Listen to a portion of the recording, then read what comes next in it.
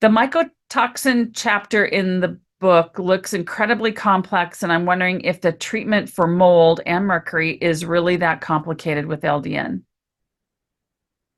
Okay. Treating mold and treating heavy metal toxicities is complicated. LDN is one component for treating it, but not the only component. This is the thing about mold, and heavy metals is a little bit separate, but a similar situation. Mold is a spore forming entity, which means it can mature and bloom at any interval.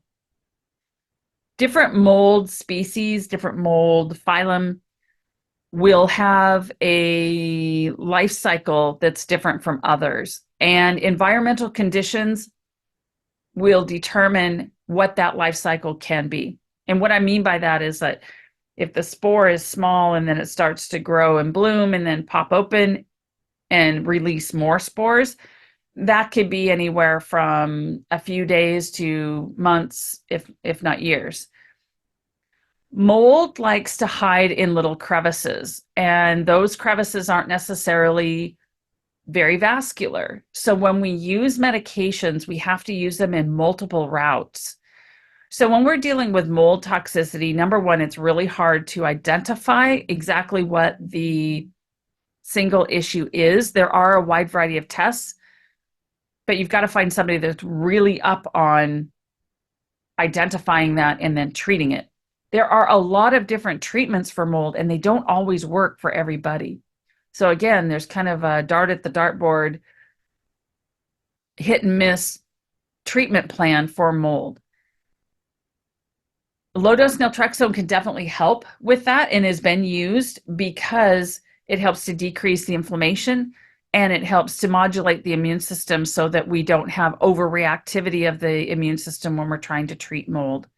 Because when you reduce the inflammation, sometimes we'll see some surfacing and some bloom, and then the immune system comes in and tries to, work on it and work really vigorously on trying to eradicate it.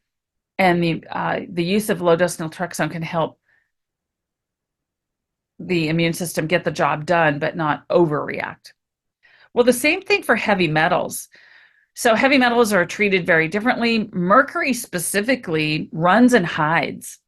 It will hide in joints, it will hide in different tissues, and the treatment for that can be a little bit tricky. And this, again, the treatment isn't necessarily 28 days and you're done. Sometimes it's